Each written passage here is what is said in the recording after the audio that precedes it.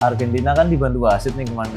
Kemarin, yo. Match ini wasitnya Portugal semua. Mampus. Wow. Nah, jeng. Akankah Switzerland malah yang ada di semifinal? Wah, ini seru sih. Seru banget nih kayaknya ya. Kalau dari Argentina ya udah posisinya nggak ada yang beda ya? Harusnya enggak sih, terakhir kan mungkin yang beda, mungkin Lautaro diganti Alvarez. Tapi ya tidak seimpresif itu ya Julian Alvarez. Menurut kalian mending Alvarez atau Lautaro nemenin Messi? Karena menurutku buat nyetop seorang Haaland bukan butuh pemain yang gede. Tapi butuh pemain yang cerdas. Karena menurutku ID geledekan. Karena menurutku Haaland ini dia IQ footballnya tinggi banget. Jadi menurutku untuk yang tadi tak bilang, cari posisinya dia itu bagus banget. Pelatihnya Swiss itu latihannya kemarin dia nggak mau latihan 11 lawan 11, tapi dia sengaja latihan 11 lawan 9, 11 lawan 10, 11 lawan 8. Jadi dia sudah siap pemainnya di kartu merah. I see. Plus mereka latihan penalti. Jadi kayaknya mereka akan benar-benar main fisik, dipukuli kayak nggak apa-apa dong. Kalau kata Oka tadi postingannya memang kiper tuh belajarnya dari kesalahan. Iya, dari kesalahan. Kalau pemain lain belajarnya dari mantan. Kan selalu ke sana. Spanyol sudah berhasil memastikan posisinya di semifinal bersama dengan Prancis, dan akankah Haaland membuat football is going home, atau kira-kira Messi bakal dibantu wasit lagi nggak ya? Semuanya bakal kita bahas cuma di Salah Umpan.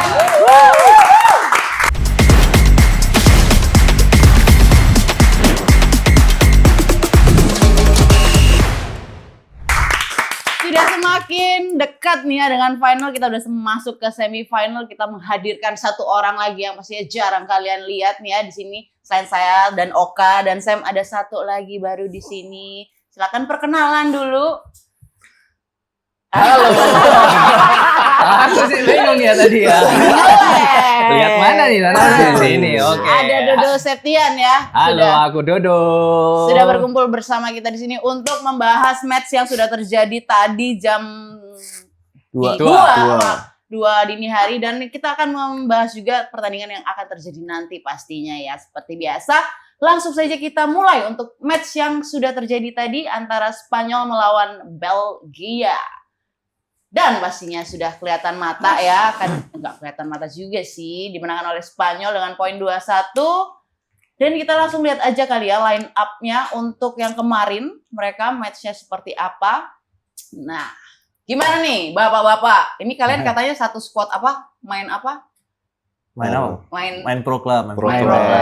Nah, berarti harusnya jawabannya pro ya. Gimana nih match kemarin nih? Dudu. Langsung dilemparin kayak gitu loh. Ya sebenarnya seru sih kemarin ini menurutku ya, karena Spanyol dengan gaya tiki-taka alam Spanyol mereka cukup susah sebenarnya buat nembus ke Belgia. Oke, menurutmu cukup susah malah kemarin ya? Cukup susah sebenarnya, karena tembok terakhirnya nih Courtois. Aku kiper yang jago banget menurutku. Justice banget. Ini pertama kali Spanyol kebobolan di sepanjang World Cup ini. Finally ya. Finally akhirnya dia kebobolan, dan ngegolinnya 2 gol semua bola muntah dari kiper. Bola muntah semua. Tapi ini depan gawang. Tapi tetap itu menurutku gol kedua nih karena Courtois-nya ganti, cedera kan deh. Courtois cedera diganti Saint Lemens, sekarang menit 71. Iya.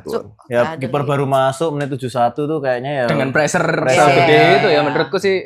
Debut masih muda. Ya mental berpengaruh itu. Tapi nggak apa-apa, itu kan tetap menghasilkan kemenangan untuk Spanyol ya pastinya. Iya ya, bukan nggak apa-apa dong.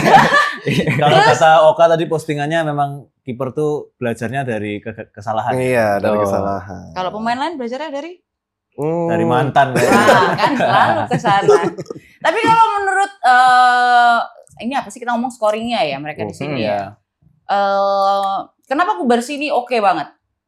Nah, ini kalau dari semua whole team yang memang perlu disoroti memang Pau Kubarsi, karena Pau Kubarsi ini menunjukkan dari pertandingan pertama sampai sekarang seperti menggendong lini belakang dari Spanyol. Dia masih 19 tahun tapi kemampuan dia Betul. membawa bola, ketenangannya itu udah kayak main ini ya, lama di timnas Spanyol ya. Jadi Masih 19 tahun. masih 19 tahun dengan typical carrying ball defender, dia luar biasa ketenangannya. Memang dia tidak besar, tidak tinggi, tidak punya Tabungan. aerial duel yang gimana-gimana, tapi dia bisa ngalirin bola dari belakang untuk bantu si Rodri ataupun Pedri ataupun siapapun yang dipasang berdampingan dengan Rodri. Dan dia bisa ngantongin Lukaku ya. Lukaku yang dimasukin di babak kedua. Masukin kantongin. Dimasukin kantongnya dia. Ya, dengan maksudnya pengalamannya Lukaku, badannya Lukaku juga dia nggak takut juga, dia bisa ngantongin tuh. Oke, tapi dari kemarin kita selalu membahas Spanyol itu katanya belum menunjukkan Spanyol yang sebenarnya. Semalam gimana nih? Apakah sudah Spain banget? Yang cukup kaget sih aku sebenarnya, temponya cukup tinggi di awal-awal Oke. pertandingan. Jadi nggak yang kalau yang lawan Portugal kan pelan, passing aja. Jadi awal tuh cukup langsung speed tinggi sih. Tapi praktis memang cuma perbedaannya ini ngandelin dari pergerakan vertikalnya si Yamal aja sih, banyak terobosan ke Yamal. Mungkin lebih manfaatin Yamal untuk bikin celah baru ke pemain yang lain. Tapi sebenarnya masih sama sih, di luar untuk kesalahannya Lamens di menit 88. Berarti sebenarnya itu pertandingan yang hampir seri seharusnya. Harusnya. Kalau Yamal sudah bawa bola, yang jaga langsung tutup dua, dia buang ke kiri, langsung back satu lagi datang dia. Kalau kalau lihat dari sini ratingnya lini tengah dimenangkan oleh Spanyol, ya udah wajar dan semestinya ya. Betul. Bagaimana Spanyol bermain selalu mengandalkan position di lini tengah. Di situ terlihat mereka tidak memainkan Pedri dari awal, tapi Fabian Ruiz. Yaitu si Rodri-nya lebih holding dan Ruiz-nya kan lebih kuat di box to box. Jadi memang si De La Fuente ini memang ingin untuk memenangkan bola di lini tengah. Ya, dan kelihatan poin-poinnya kan langsung tinggi semua kan. Betul. Yeah. Apalagi dibandingin tuh yang Belgia nomor 23 karena 23. Dia beras skin. Jadi nutrisinya agak kurang. Nutrisinya kurang. Tapi cukupkah Spanyol penampilannya kemarin kira-kira kalau ketemu sama Prancis gimana? Kan ini ketemunya langsung sama Prancis kan ya? Karena menurutku sih tetap bakal susah ya. Susah. Dengan ketemu Prancis yang sang diktator ini kan, wah ini menurutku sih powernya dia tetap nggak bisa dipungkiri. Kelasnya dia untuk striker top lah udah. Oke. Diktator di mana? Bakal susah. Diktatornya di apa ya? Di Cemambu. Mbappe. Kamu kok salah, bukan kayak gitu ya diktator nggak gitu. Ya diktatornya bukan yang seperti itu. Atau mungkin karena kan kamu main back juga kan. Jadi kan lihat nih kalau nanti lawan Mbappe, Kubarsi harus kayak gimana. Ya kalau menurutku sih lebih ke mainin zona ya, karena kalau ketemu Mbappe di man to man kamu pasti ketinggalan. Larinya dia kenceng banget tuh. Jadi menurutku tetap zoning di tengahnya, tutup ruang tembaknya Mbappe, jangan kasih peluang sedikit pun kayak dia kemarin ngegolin kan, kasih peluang dikit aja dia bisa ngelengkungin bola. Ya itu menurutku sih yang harus lebih aware untuk defend. Dari Spanyol. Tapi Dodo benar. Spanyol ini, tipikal Spanyol ini adalah lawan yang difavoritkan Prancis. Ibaratnya makanan empuk buat Prancis itu karena Spanyol suka bawa bola, suka menguasai lini tengah. Nah, Prancis dengan banyaknya pemain yang punya speed dan punya skill individu, mereka senang. Mereka tidak perlu lama untuk membawa bola, menunggu celah, sekalinya celah langsung di counter tuh berempat, berlima. Betul. Ini makanan sebenarnya kalau secara taktikal ini yang dimau, lawan-lawan kayak gini yang mau dimau sama Prancis daripada ketemu misalnya Paraguay yang mereka nggak mau pegang bola sama sekali.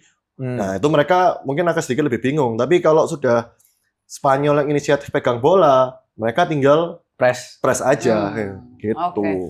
Jadi harusnya Spain akan ketemu dengan Prancis itu akan menjadi big match yang benar-benar seru yang akan kita saksikan pastinya. Cuman kita mau meng-highlight dulu nih apa aja keseruan atau gol-gol yang terjadi di match tadi pagi ya. Untuk yang pertama, nah ini gimana nih skema golnya? Ini dari serangan dari kanan, terus habis itu shoot ke gawang, ditepis sama Courtois. Cuman bolanya ke depan ya malah, ke tengah, mantulnya ke tengah. Yamal ya nih? Iya, jatuhnya ke Fabian Ruiz. Ya udah tinggal tap in aja, tapi itu pun sebenarnya dia tap innya lurus, masih kena kastanye itu, makanya agak naik bolanya. Oke.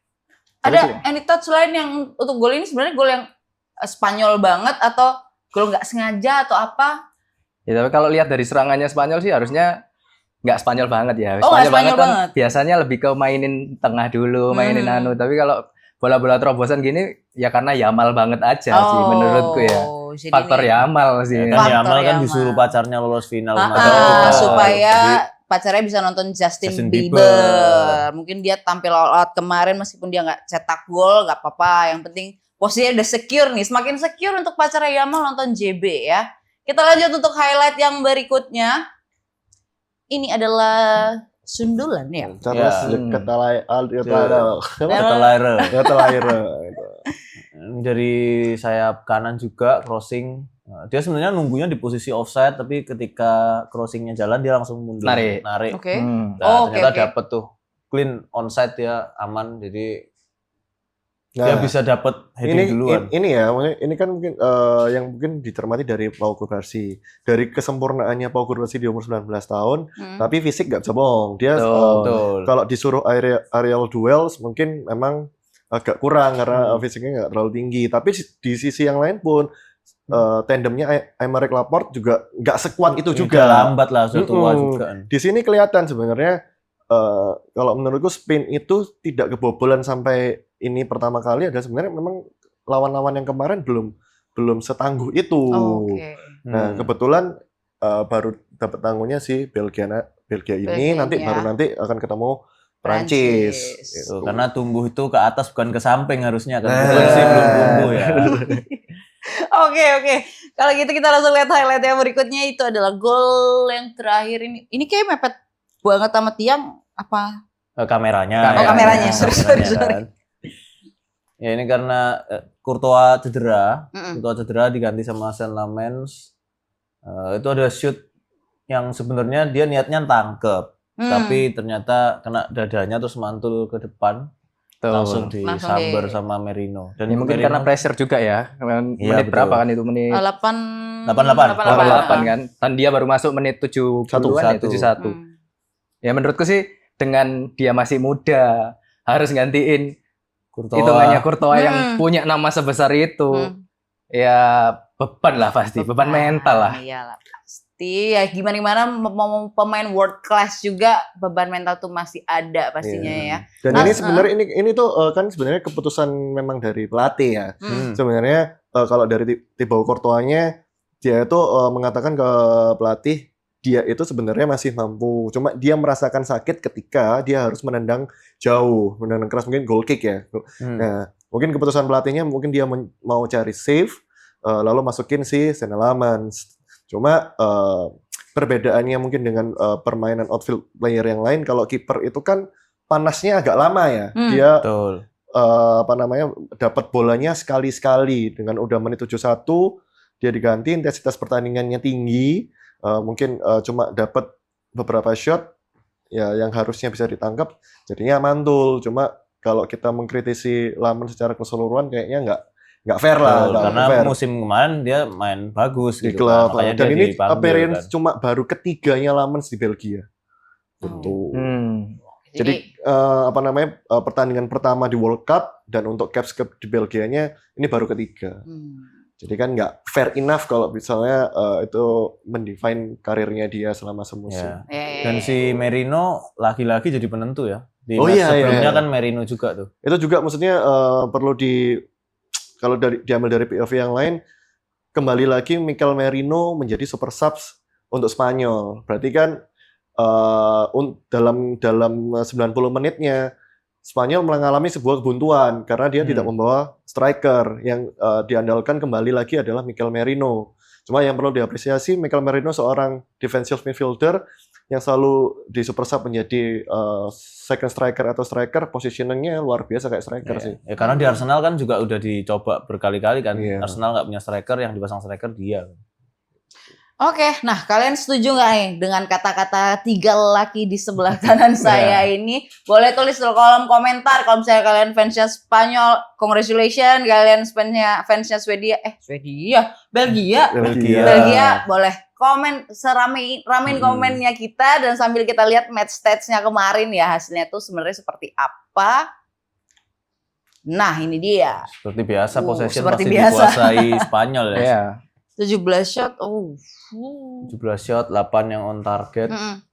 Tapi semenjak Spanyol eranya Barcelonanya Pep, dia selalu main position memang. Oke. Selalu. Cuman minusnya striker jagonya Spanyol hilang satu-satu. Jadi kayak regenerasinya nggak ada sekarang menurutku. Ada ya? Terakhir David Villa sama Torres itu kan. Iya, Terus terus itu nggak punya udah striker. habis. Morata juga kurang. Betul. Akhirnya pemain tengahnya yang banyak tumbuh memang. Oh. Ya anak-anak mudanya tuh pas kecil ngefansnya kan sama Xavi, Xavi, sama Iniesta. Iniesta, kepengennya jadi mereka. Betul. Nggak ada yang kepengin jadi striker. Iya. Ada yang jadi striker. Ujung-ujungnya ya paling kayak Messi atau Ronaldo jadinya wing. jadi Kayak makanya Yamal, ya, gitu kan. ya, Jadi I see. striker target murni itu nggak ada dia sekarang. Minusnya sana sih kalau Spanyol. Oke, kalau begitu congratulations, Spanyol sudah masuk ke semifinal yang akan bertemu dengan Prancis. Ini kayaknya kita bakal seru banget pertandingannya, dan langsung aja kita lihat posisi bracket untuk sementara ya. Ini sudah dapat dipastikan Prancis dan Spanyol di semifinal, dan akan ada 2 pertandingan lagi yang akan terjadi nanti. Jam 4 dan jam 7 pagi kalau nggak salah ya pertandingannya nanti itu, antara Norwegia versus England dan Argentina versus Swiss. Bracket kiri udah ini ya. Bracket kiri udah apa? Udah tim-tim gede yang lolos ya. Ya. Harusnya Tapi jujur aku nggak expect ada Spain di semifinal loh. Dari awal aku ngikutin World Cup ya. Harusnya Tiba-tiba siapa ya bracket kiri itu ya? Portugal bracket kiri Iya, kan? awal Nah juga, ya, awal. aku mikirnya sih bakal Portugal. Cuman Spain ini ternyata makin lama makin bagus gitu loh performanya, sampai dia bisa masuk semifinal. Ya mungkin karena match pertama sih ya seri 0-0 itu kan. Iya. Jadinya kayak orang Wah kayak Wayah gitu nih sekarang, aja. harapannya kan bracket kanan juga harusnya diisi tim-tim besar ya. harusnya Bracket kanan yang kecil tim mana sih sebenarnya? Swiss doang kan? Swiss. Swiss. Ya, betul. ya sudah. Yang 2 atas gede kan? Gede. Ya sudah, dibahas dulu aja kalau itu gimana. Dari tadi aku ditawur terus kayaknya Norway nggak apa-apa. Aku tuh Trilion sejati. Udah. Kita langsung akan membahas lihat aja langsung dulu nih. prediksi line up-nya untuk Norway versus England. Berita terakhir yang kita baca, cuman nggak ngerti yang katanya Declan Rice mencret, cuman kalau diprediksi. Dia muntaber, kebetulan kena muntaber dia. Kemarin Norway dulu beberapa Norway ya, sempat. pemainnya agak masuk angin. Itu setelah match kan? Setelah match matchnya mereka ya. kena virus atau kenapa gitu, katanya masuk angin, cuman udah fit semua, Udah fit semua. nggak masalah. Terus habis itu Declan Rice muntaber langsung ya. di karantina, nggak latihan 2 hari. Tapi hari ini England posting dia udah ikut latihan, kayaknya udah segar ya. Semoga memang benar-benar bisa tampil lah ya. Tapi kalau menurut kalian gini dulu deh, Sam dulu. Oke. Menurutmu taktik Norway untuk mengalahkan Inggris harus kayak gimana? Ya seperti biasa, Haaland harus kayak cuman tola-tola gak jelas, tapi tiba-tiba langsung sprint lari. Ya kita tetap target mainnya Haaland, Oke. mau nggak mau. Dan Sorloth buat narik back aja. Nanti tinggal Odegaard tinggal berkreasi lah, dan mereka kan mainnya akan fisikal banget. Tapi kalau nonton Norway di match-match sebelumnya ya memang mainnya cukup enak ditonton juga gitu ya. Apalagi Inggris itu cukup rapuh sebenarnya dalam mereka bisa kuasai bola cukup lama. Kita lihat di kemarin yang lawan Meksiko pun itu di babak pertama Inggris tuh nggak bisa pegang bola sama sekali. Di full press langsung itu panik gitu loh. Langsung bola hilang. Kalau Inggris tetap main dengan seperti itu, Elliot Anderson nggak berani pegang bola, kayaknya akan kesulitan juga, karena Meksiko kemarin dapat banyak peluang tapi nggak bisa manfaatkan. Tapi kali ini musuhmu Haaland. Iya. Kamu kasih setengah seperempat peluang Benar. pasti langsung habis sih pasti. Karena menurutku Haaland ini sebenarnya dia bukan target, lebih ke finisher menurutku. Jadi lebih ke execution. Ada ya, Benar. PS banget ini.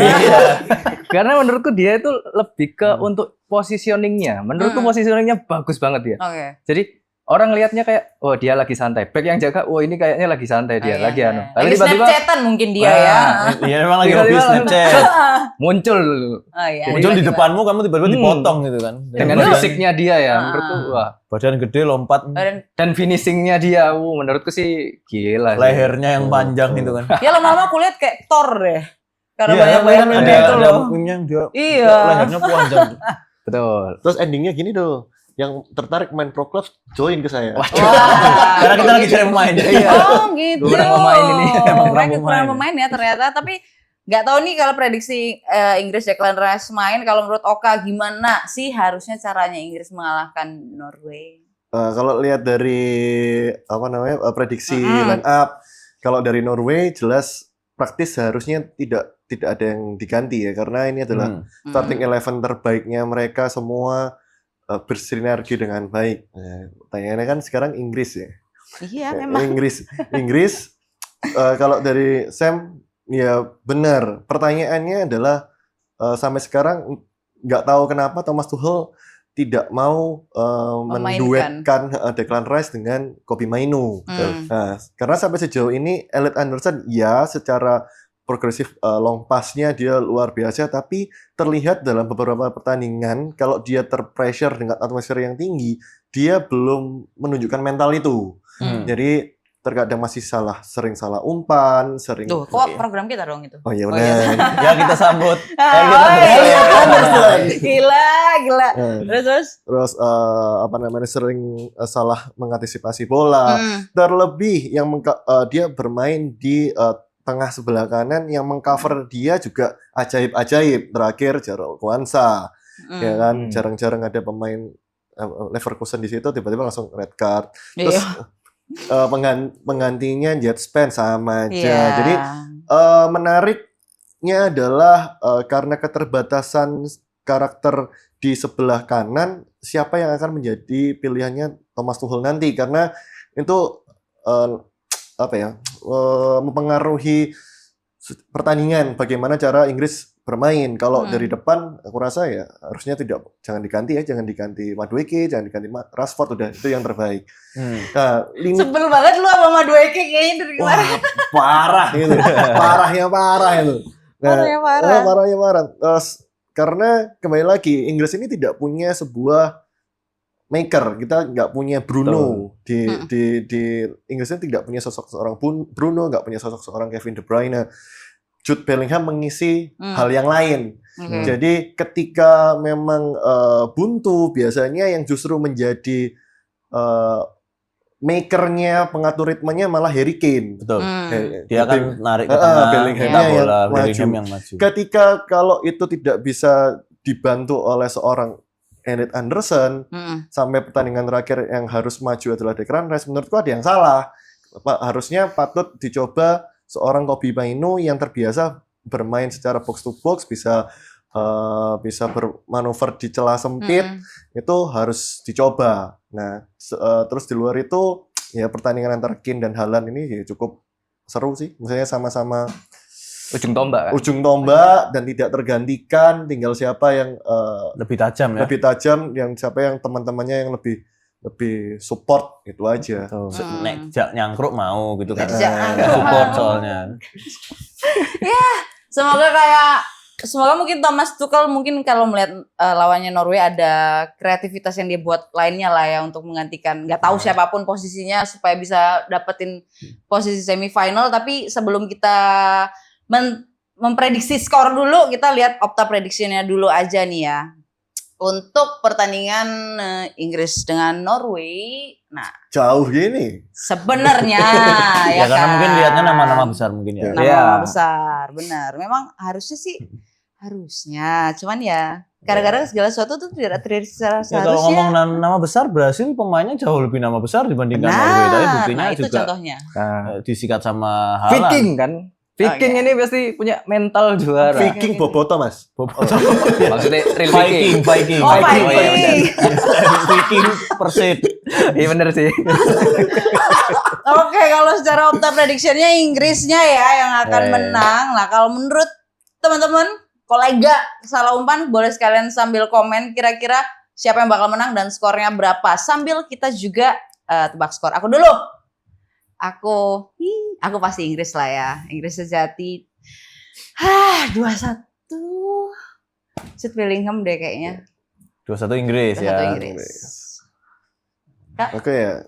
Inggris punya Alah, segalanya. kamu loh mau menangin Norway kan? Aku tahu. Kamu fans Inggris macam apa? Iya. Ini fans Inggris macam apa? Memang kayak begitu, tapi kita harus punya faith untuk Inggris ya. Ayo, berapa Kak? Inggris punya segalanya untuk menang lah ya. Inggris nanti Haaland itu dihentikan sama Dan Burn. Nah, aku tuh berpikir Dan Burn itu kayaknya bisa dipakai deh. Bisa, sama memang Untuk melawan Norway Haaland ini. gedenya ya. Iya, gedenya. maksudnya sama-sama main badan aja udah. Karena kan Kwanza Guehi kayaknya kalah lah. Kwanza nggak main kan pasti. Konsa. Oh, Konsa. Ya, Enzri Konsa. Konsa, oke. Gitu. Ganti aja sama Dan Burn. Iya. Tapi lambat loh. Kayak kaku gitu. Iya. Haaland kenceng ya? Haaland tuh udah gede kenceng. Gede kenceng apaan Gede tuh? kenceng. Larinya. Iya, larinya memang. Jadi 3-2. It's coming home. 3-2 Inggris. Oke. Dodo, prediksi skor. Menurutku sih 3-0 Norway. Kelas. Sarkas aja. Kok Haaland satu aja boleh gak? Satu aja. Haaland hat-trick nanti. Haaland hat-trick. Karena oke. menurutku buat nyetop seorang Haaland Haaland. bukan butuh pemain yang gede, Tapi Apa? butuh pemain yang cerdas. Hmm. Karena menurutku ID geledekan. menurutku Haaland ini dia IQ footballnya tinggi banget. Jadi Oke. menurutku untuk yang tadi tak bilang, cari posisinya dia itu bagus banget. Jadi kalau misalnya yang jaga dia cuman modal fisik, pasti kalah. Oke. Berarti Tuchel harus tes IQ dulu ya. Wah, Buat nggak, ini, repot kalau banget IQ-nya tuh. ini paling pintar ya yang main lah gitu ya. Makanya kayak waktu MU City dia dijaga sama backnya siapa? Sama Martinez bahkan yang jaga. Nah, malah bisa mati kan Kecil dia. loh padahal, Iya, tapi iya. matiin Jadi Haaland. menurutku malah bukan fisik yang bisa baca gerakan Haaland itu yang bisa jaga. Oke. Ya. Menurutku itu sih. Oke, 3-0 ya untuk Norway. Itu dari kalau Dodo bener. Wih, rame tuh. Rame tuh. Oke, lanjut Sam. Aku 2-0, Haaland 2 aja enggak 3. Haaland 2 aja. Ya Allah, gak dikasih satu Iya, pun. kosong ya. Ya karena Nyland ini brengsek sih kipernya sih memang. Oh, Dia oke, jago oke. Cywar sih. Free agent loh. Free agent. Free Oh agent. iya. Mm-mm. Oh, oke. Dari Sevilla kan sebelumnya. Iya, free agent. Sevilla. Bukan ya, sorry. Nah, kalian setuju nggak sama prediksi kita dan skor-skor yang kita ucapkan tadi? Setuju nggak setuju? Kalian boleh langsung ramein kolom komentar ya. Dan next kita akan membahas pertandingan yang kayaknya sudah pasti kemenangannya jatuh kepada satu negara ini. Cuman nggak tahu akankah ada drama lagi atau enggak. Ini Argentina versus Switzerland. Untuk line up-nya sendiri prediksinya seperti ini. Gimana menurut kalian? Ada yang berubah atau memang udah pakemnya mereka seperti ini? Nah, dari Argentina berubah ya karena dia masukin Paredes yang memang main bagus di beberapa match terakhir. Kemarin main kok, terakhir Kemarin main kan. Cuman kan sebelumnya kan dia mainnya Almada kan. Oh Waktu iya, awal-awal Almada yang jadi starter. Tapi mereka memang butuh Paredes untuk backup di belakang 3 tukang pukulnya Messi ini. McAllister, Fernandes sama De Paul. Cuman kalau ngelihat pertandingan lawan Mesir ya, ya itu memang 3 orang ini nggak terlalu perform juga ya. Dan kalau mainnya tetap kayak gitu, ya kan bisa jadi Swiss yang main tanpa beban kan dia underdog juga ya bisa jadi menang. Dan biasanya Argentina kan dibantu wasit nih kemarin-kemarin. Kemarin, yo. Match ini wasitnya Portugal semua. Mampus. Wow. Nah, jeng jeng. Akankah Switzerland malah yang ada di semifinal? Wah, ini seru sih. Seru banget nih kayaknya ya. Kalau dari Argentina ya udah posisinya nggak ada yang beda ya? Harusnya enggak sih terakhir kan mungkin yang beda mungkin Lautaro diganti Julian Alvarez. Tapi ya tidak seimpresif itu ya Julian Ya Alvarez. menurut kalian mending Alvarez atau Lautaro nemenin Messi? Aku aja Pak Om. Kamu mau nemenin Messi? Iya nemenin. Kalau aku selalu bilang Lautaro sih, karena Messi butuh apa premannya yang mau kerja kotor lah ibaratnya. Kalau Julian Alvarez itu seperti kita nandemin siapa ya kalau zaman dulu ya Saviola sama Tevez lah ibaratnya. Kecil-kecil jadinya juga ya. Iya sih. Kan sosok siapa dulu partner dari Suarez itu kan di Barca. Di Barca menurutku bisa Newport Messi banget karena ya Suarez yang hitungannya lebih nusuk, lebih apa ya, buat narikin back-backnya lah kayak gitu-gitu. Biar ketika sayap masuk itu cutback-nya ke Messi gitu. Betul. Back-nya ditarik. Tim apapun yang dibela Messi, entah itu Argentina, Barcelona atau sampai sekarang Inter Miami kan sebenarnya cara kerjanya adalah buat circle yang nyaman untuk Messi aja sebenarnya. Sisanya biarkan Messi bekerja, ya kan? Jadi kalau mau lebih bersinar dari Messi, contohnya misalnya Neymar, ya kan jadi susah. Jadi kan kalau memang semuanya ingin bekerja untuk Messi itu kan jadi hal yang mudah, sisanya biarkan Messi yang bekerja. Magic Messi. Ya, Magic Messi, bukan Magic Mike ya. Nah, kita langsung lihat ke Opta prediction-nya ya. Dewe loh. Enggak. Kan? Bukan. Tapi yang disalahin aku Kemarin di sini bahas Magic kayak Mike gitu loh. Terus jadi aku langsung kayak apa sama Magic Mike-nya? Gitulah aku pokoknya kemarin. Nah, ini Opta prediction-nya. Si Mike kamu bukan Mike ini ya. Mohon maaf nih ya. Nih, ya di atas kertas betul. Ya Argentina ya. Cuman kalian setuju lah ya kayaknya kelihatan mata kah atau bisa switch itu do something magic juga yang akhirnya membuat Argentina enggak lolos. Menurutku nggak bisa sih. Paten tuh ya. Udah kalah pemain, kalah uang. Susah. Ngawur aja. Lu semua duit di dunia disimpan di Swiss, coy. Benar. Tapi kan yang punya duit di Argentina. Benar-benar bagi udah Argentina merasa dia paling Zionis ya, negara paling Zionis selain Israel. Tapi pelatihnya Swiss itu latihannya kemarin dia nggak mau latihan 11 lawan 11, tapi dia sengaja latihan 11 lawan 9, 11 lawan 10, 11 lawan 8. Jadi dia sudah siap pemainnya di kartu merah. I see. Plus mereka latihan penalti. Jadi kayaknya mereka akan benar-benar main fisik, dipukuli kayak. Kak Popuis. Soalnya nanggung menurutku kayak Argentina disenggol dikit kartu kuning, mending sekalian. Sekalian ya. Merah-merah lah sudah ya. Betul. Tapi kan ini wasitnya dari Portugal. Nah, malah sengaja kan belain Swiss dong. Malah disenengi, malah bahagia ya mereka ya. Bahagia mereka Messi kalah kan. Ikut pulang lah. Sebuah spekulasi yang luar biasa ini ya. Kalian setuju gak kira-kira sama komennya teman-teman di sini? Nah, udah ya, ini kayak kalau di atas kertas kita memang Argentina yang bakal lolos ke semifinal. Cuman kita lihat aja pertandingannya bakal ada drama atau enggak. Tapi kalau untuk skornya sendiri nih, kita langsung tebak skor mulai dari sebelah sana. Samuel. Aku sih meskipun di 2 pertandingan terakhir Argentina main kurang bagus ya. Dan dibilang dibantu wasit, apalagi sekarang wasitnya di Portugal. Kayaknya malah mereka pengen buktikan kalau mereka enggak dibantu wasit. Enggak harus dibantu wasit, oke. Jadi malah mereka menang 3-1 kayaknya. Oke. Dodo? Kalau menurutku sih kayaknya sih 2-0 sih. Tetap 2-0 Argentina. Oke, yuk. Sebenarnya tergantung lini tengah ya, karena sama-sama semuanya lini tengahnya preman-preman. Si Swissnya ada Granit Xhaka, si Argentinanya semuanya petarung semua, ada dari De Paul, Enzo Fernandez, McAllister. Alot kayaknya, tapi 2-0 Argentina. 2-0 Argentina. Aku merasa Swiss kayaknya bakal bertahan banget sampai titik darah penghabisan karena semifinal nih bos, taruhannya 1-1. Yo Argentina sih tetepan, tapi penalti. Tapi Messi nggak masuk lagi. Oh ya. Penaltinya. Oh itu iya benar. Itu Messi 2 kali ya di World Cup ini ya, penaltinya nggak masuk. Karena apa match begini kan pasti potensi dapat penalti ini. Apalagi kan kayak kata Sam tadi sudah siap main lawan 8 udah orang. Latihan. Itu sebenarnya kipernya pokoknya jangan gerak aja kalau Messi ngerem. Itu Messinya yang bingung kok itu. Kobel. Oke. Apakah prediksi dari kita benar apa enggak? Prediksi kalian boleh langsung di taruh di kolom komentar. Dan nanti jam 4 kita akan menyaksikan pertandingan Inggris versus Norwegia, dan jam 7-nya ada Argentina. Jam 8. Jam 8 ya? Kick off-nya jam 8, itu ada Argentina versus Switzerland untuk memastikan posisi mereka di semifinal. Siapakah yang akan berhasil lah? Kita pasti bakal ketemu besok di Salah Umpan. Jadi hari ini thank you banget buat Oka, Dodo, dan Samuel udah join, udah datang ke kantor kita weekend ini. Thank you juga teman-teman kru yang sudah weekend semangat, dan pastinya kita akan terus update seputar Piala Dunia 2026 di channel YouTube-nya Ulf Media.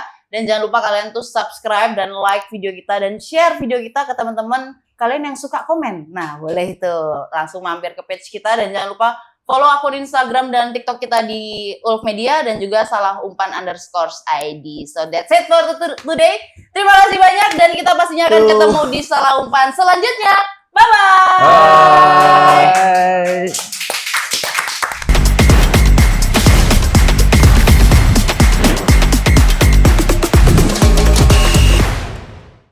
Oh, ya. Aman ya. Saya intinya mengucapkan terima kasih banyak buat semua yang sudah nonton dan menikmati. Jangan lupa like, komen, dan subscribe YouTube channel kita di Ulf Media. Follow juga Instagram kami di @ulfmedia. Ya, buat yang pengen request program silakan komen di bawah. Terima kasih semuanya. Mari.